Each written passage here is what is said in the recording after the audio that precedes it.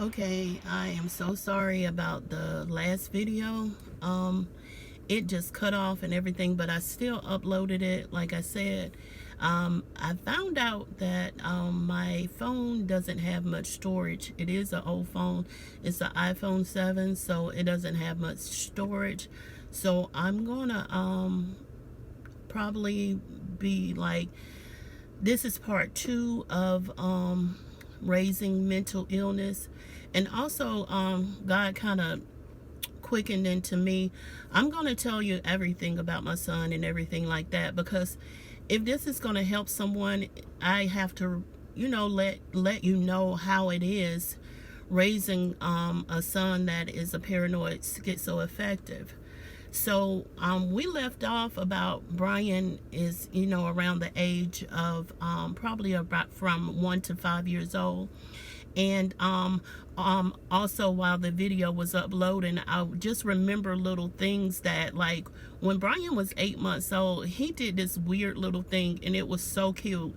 For some reason, on command, he could wink his eye. We would be like, Brian, wink your eye, and he would just wink one eye at you, and it was like just the cutest thing. He had so many like special cute qualities and stuff like that, and I just remember that one. But I think the last video I left off, he was like in kindergarten and everything like that. So like I said, he was progressing. The teachers didn't see anything or anything like that.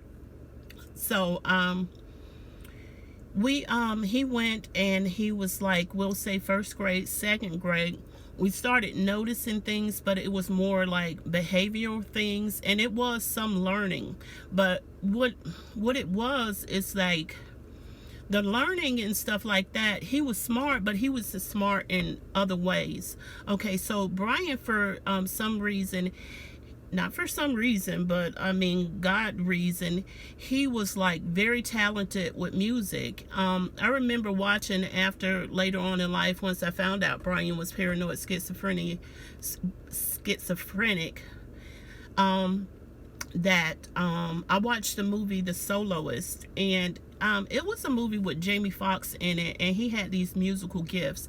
Brian was like that. He could pick up different instruments and learn them. And I remember his teacher, it was his music teacher, because he was in band. Him and my oldest son, they were in band together. He was like, he was getting ready to leave the school. He was a really good music teacher too. He was getting ready to leave the school, and I think he was going to Washington or something, but he wanted to take Brian with him because he was like, I mean, this boy is just gifted.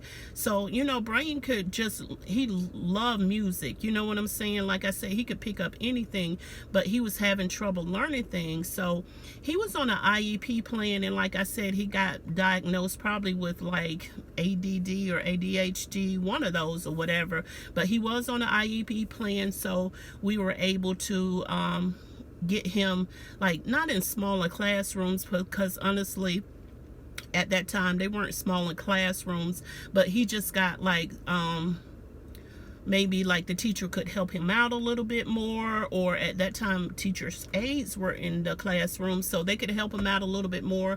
When they used to have milestones tests in here in Georgia, I think they still do, he would get extra time on the test. So things like this would happen and everything. So, and just a quick warning, if it goes off again, I'm apologizing, because like I said, I'm trying to work these things out and everything like that, but I just really wanted to get the story out and stuff like that. So if it cuts off, I'll just continue and everything like that. It may not be today, but as I said, I will try to get these videos out. But so probably now we're in the second grade. Brian is on IEP plan and everything like that. He would have some instances with behavioral problems. I had him in a program after school because, as I said, I was working like 2 jobs and everything like that. So I had him in a program after school, and they were having some problems from him and everything, and he eventually wound up getting kicked out. I wanted him at that time to have like a positive role model, because at that time I wasn't married, and this is right before I met my husband actually. And so you know, he got kicked out the program. And when my mom, thank God, tell y'all, when I say it takes a village, right now I'm in right here on YouTube, I'm thanking my mom, because she was a big help with raising all my children. You know, later on in life, from the beginning, she was always there. So I definitely want to give her her flowers now. But so she, you know, she would help me out with Brian and stuff like that. And like I said, my oldest and everything.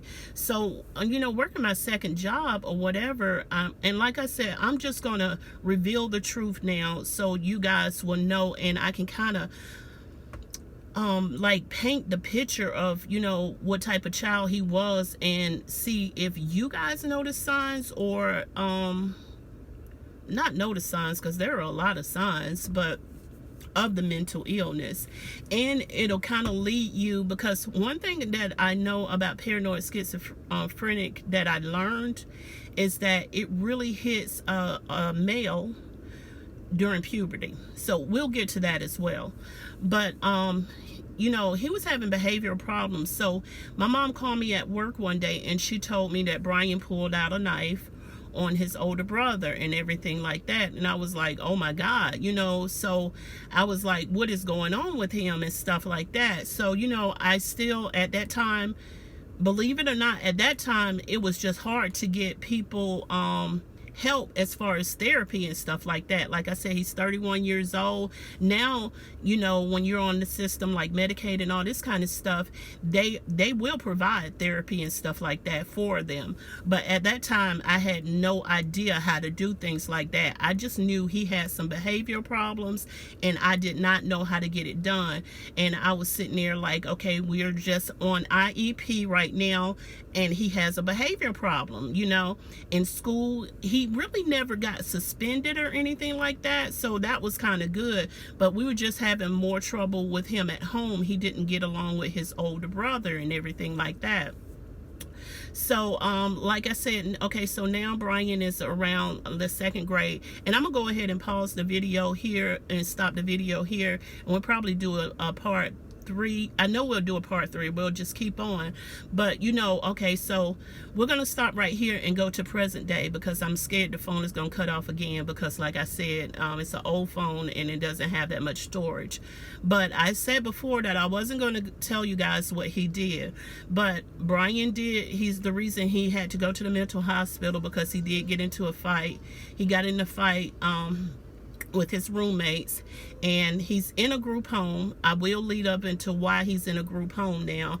But he got into a fight with his roommates over a phone, something silly.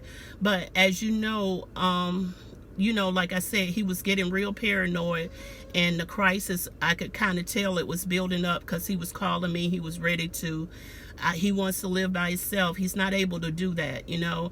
He wants to do this, he wants to do that, you know, and he thinks that he can do everything, you know, when he just, like I said, he has trouble controlling the behavior, the voices in his head and the voices in his ear. What is that noise? Oh, it's somebody racing a car. I'm like, what the hell? Am I paranoid? I'm sorry. I'm sorry. It's somebody racing a car, and I don't know if you can hear it or not, but I'm like, what is that? Okay, but anyway, we're just going to get in more about it. This is like part 2 of raising mental illness, raising my son, you know. And I can just, you know, tell you, I don't know what else part 3 is going to be about, but I'll just go ahead and